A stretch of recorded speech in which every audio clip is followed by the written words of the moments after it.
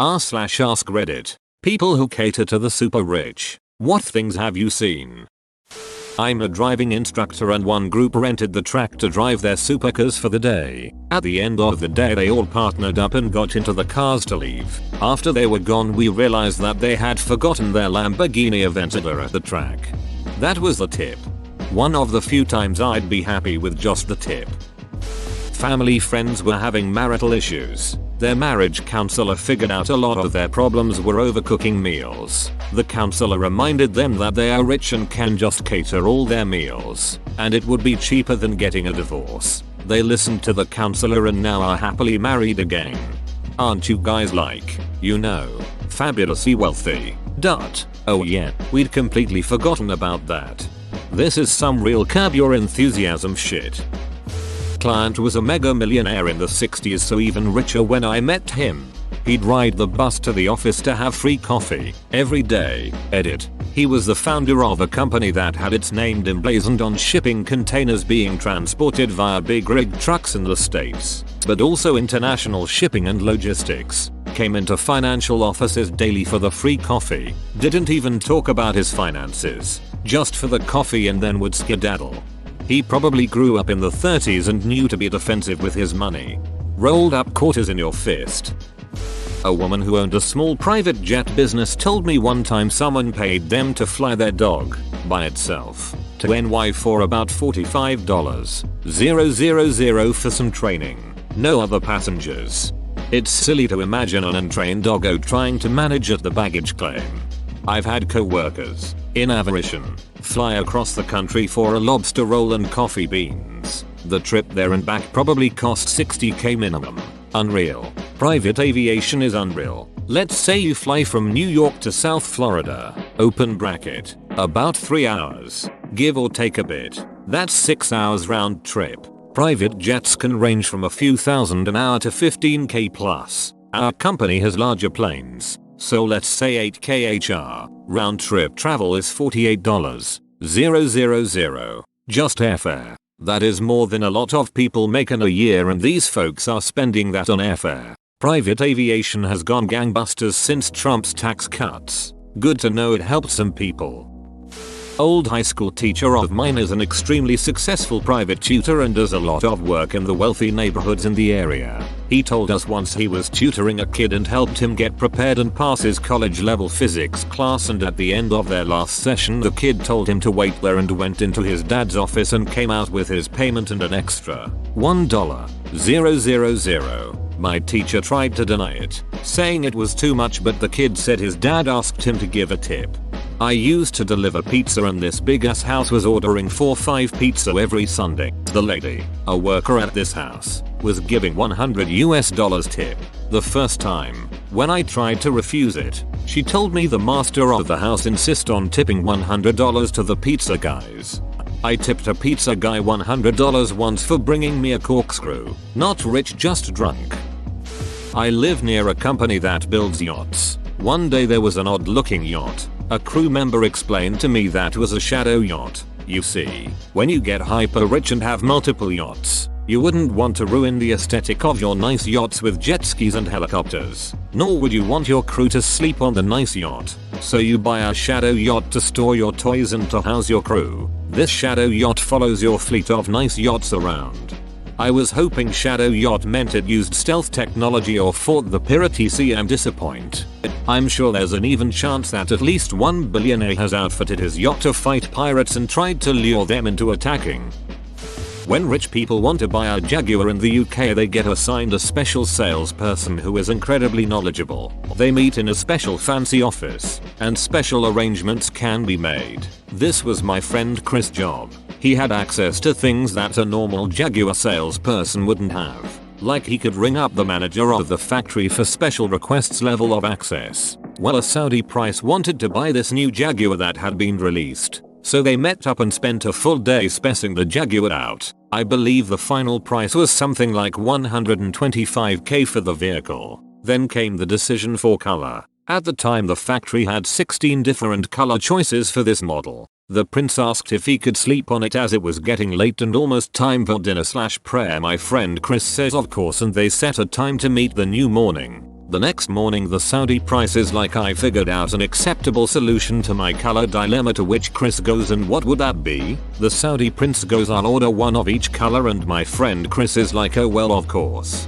They quote delivery time. Saudi prince was fine and asked for his options and was presented with ocean travel options, to which the prince said, what about air cargo? Chris thinking maybe they'd do 1 or 2 by air cargo and the rest by boat. The prince was like, no, I want all 16 vehicles loaded on a plane and flown to Saudi Arabia. So that's the story on how 16 of the same Jaguar with different colors ended up being flown to Saudi Arabia, all in the total cost was around $2.5 million.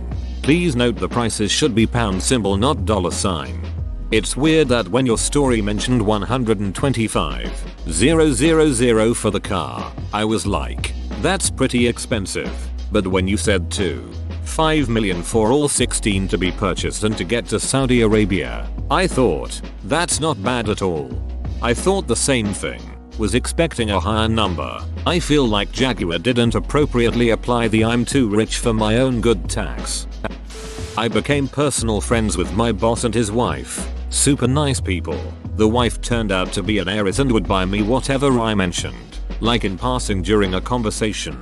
I learned gifts were how she was raised to show love. I've trained myself to only talk about things I already own, unless I find something useful she might like and suggest it for her. Can you talk about a new house for your new Reddit friend? I like the way you think. My grandpa was a piano tuner. He couldn't drive due to epilepsy, so family would take him to jobs. One day dad took him to a job and got talking to the owner. He said the guy lived in the biggest, nicest mansion he had ever seen. Everything in the house was crazy expensive, but the owner and his wife were very down to earth and normal, if not a bit rough around the edges. Finally his curiosity got the better of him and dad asked how they made fire money. The guy said he used to drive a truck and got tired of needing to carry around bottles of ketchup. That's how my dad met the creator of the ketchup packet. My hero. This is so incredible, I can hardly believe it. Yet, you never could have made this up. Some extremely wealthy people I have been around have a more acute sense of their own time and mortality, leading to impatience. Like they understand how awesome their lives are and therefore how short they feel. I knew a guy whose vintage yacht broke down before summer, so he bought another one strictly for that upcoming summer. His reasoning was he likely had 20 full health summers left in his life and didn't want to spend one of them without a boat, considering he had the means to. Honestly, can't argue with that logic. I am beginning to feel the awareness of being able to count the healthy years left, and I'm not mega rich. Must be amazing to know you can pack those remaining years full of wonderful and wild experiences.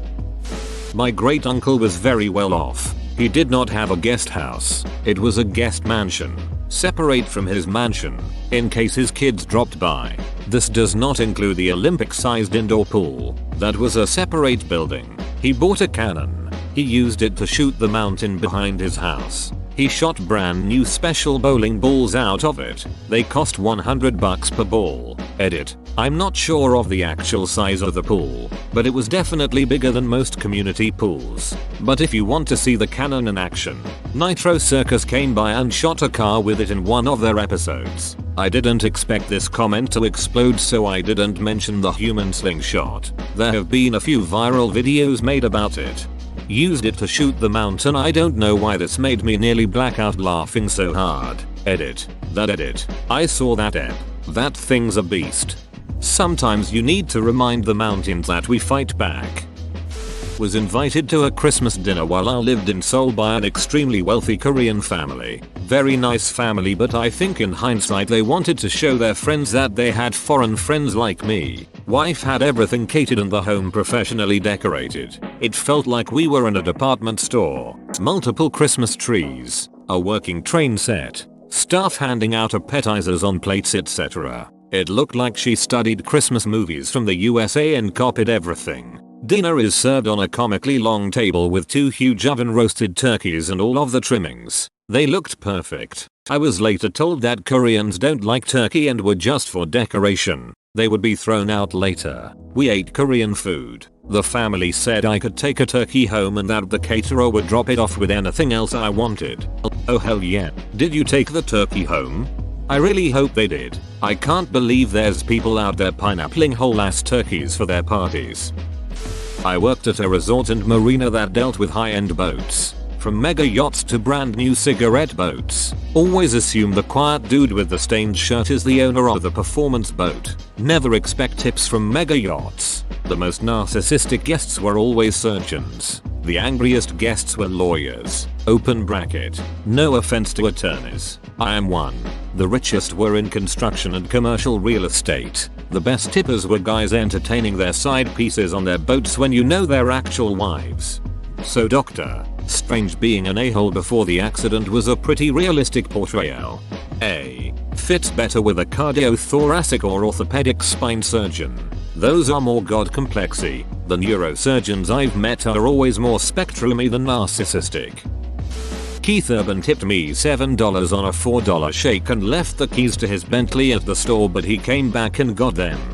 Keith also bought a couple of guitar pedals for a local kid here in one of the guitar shops. Kid had a budget and was struggling to pick one. So Keith just bought them both for the kid by quietly paying the shop owner on the way out the door, before the kid even knew what he'd done. By all reports he's a genuine decent, down-to-earth bloke.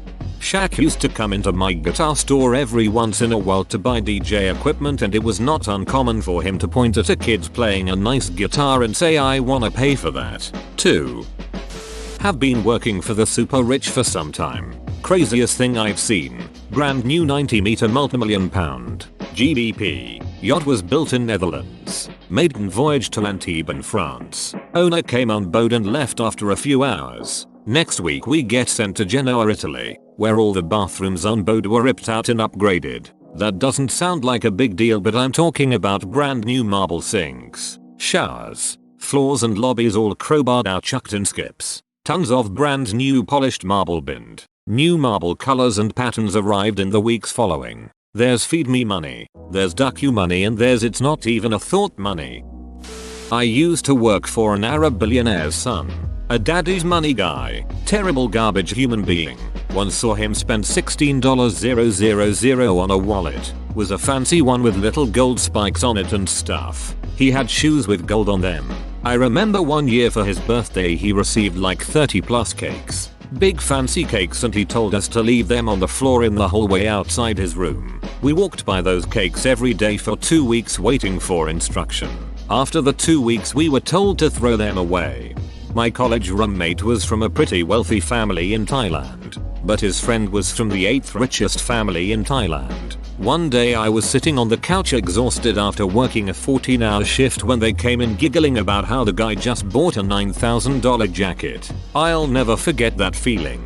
That was pretty much exactly how much money I was killing myself to make to pay my tuition that semester.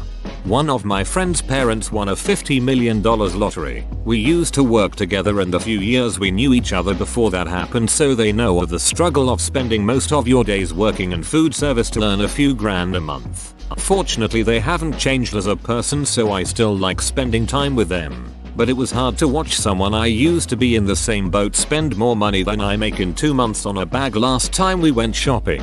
Well, they did. I couldn't afford the air in the places we visited. I used to work for a company that modified aircraft for really rich people. I'm talking 747s, not Gulfstreams. This company had made several aircraft for this one customer, who I was told had purchased a new one solely because his spiritual advisor had told him that one of his current planes was bad luck. He still let his wife use it for her personal travel. To me, one of the most exquisite features of these planes wasn't the gold-plated everything or rare wood veneers. It was the silk carpet. That stuff cost over $1,000 per square foot and feels like walking on a bed of angel feathers harvested in the most inhumane way possible. Granted, these guys don't deck out the whole plane, just their personal areas. The aft third is usually reserved for staff and such and is more like a fancy economy class. But yes, silk carpet. One of his current planes was bad luck. He still let his wife use it for her personal travel. I guess it's cheaper than a divorce. Had purchased a new one solely because his spiritual advisor had told him that one of his current planes was bad luck. Gavin Belson. I work at a university offshoot, where a billionaire has donated a few buildings. He'll drive through every now and then to take a look at them. He'll stop and chat with us lowly workers, and occasionally give us tickets to the games in the arena he donated to the university. Edit. Well, this blew up more than I expected. No one's guessed his name so far, but he keeps a low profile and so you wouldn't recognize his name unless you were in the know. Open bracket. Also, it seems I need to get back into deleting Garfield. Sounds like a solid dude. Terry Pegula? A friend did some work on Sylvester Stallone's home. Apparently there's a ton of statues and art of himself, some of which are naked and very well endowed. His house is for sale. You can see it in the real estate videos. Super dark and weird. There is lots of it. I heard an interview on the radio from a guy who was from my hometown in the UK who was Stallone's personal chef in the 90s. He said Stallone was a nice guy. He had something in his house where he could watch the amount of tickets his films was selling in live time, so knew almost immediately whether it was a flop or not. He was married to Bridget Nielsen at the time, and this chef said she was walking about topless or naked all the time, which he thought was strange until she walked up to him one time when Stallone was out and offered it to him on a plate. He politely declined because he liked Stallone and they were divorced a few years later, so there may have been other things going on. My dad delivered a pizza to Rob Dyrdek. He tipped him $100 and apparently farted and thought it would be silent, but it wasn't. That was hush money and you ducked it up. $100 can only get you so far.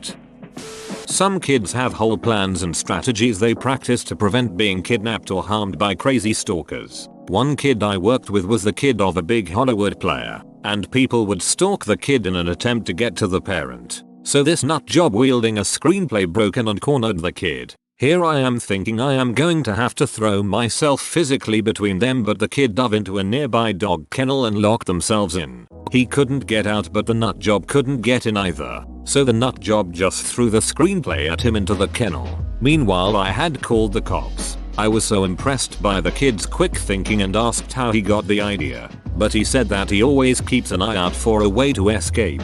And when he sees someone he doesn't know approach, he gets ready to run.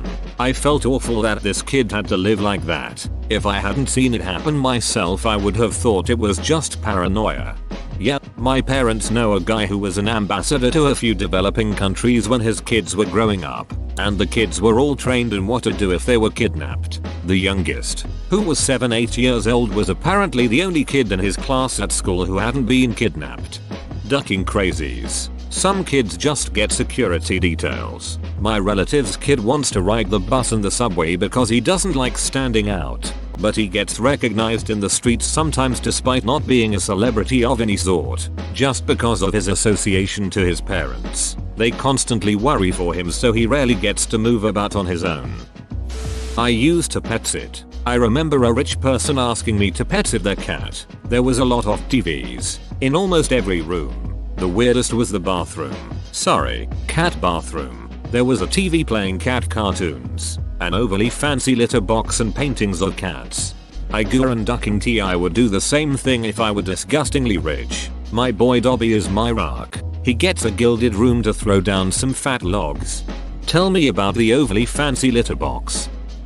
I worked for the sister of a billionaire doing odd jobs that eventually turned into doing the same for her friends and family. People in the single-digit millions spend recklessly, always trying to show off their wealth. People in the double-digit millions are a mixed bag. People in the $100 million $B range were incredibly interesting because the ones I worked for were incredibly frugal. If you took away the business aspect, they were normal people, not pretentious a-holes. They didn't really care about appearances anymore. They drank $50 bottles of liquor, not $1.000 scotches. They preferred pizza to a catered meal. They bought the home with the best view, not the biggest home. 5 big purchases were also investments. Own a PGA course, but use a $2.000 set of clubs because they liked the fit. Make a $50 million deal in khaki shorts, sandals, and a t-shirt. Never did I hear a raised voice.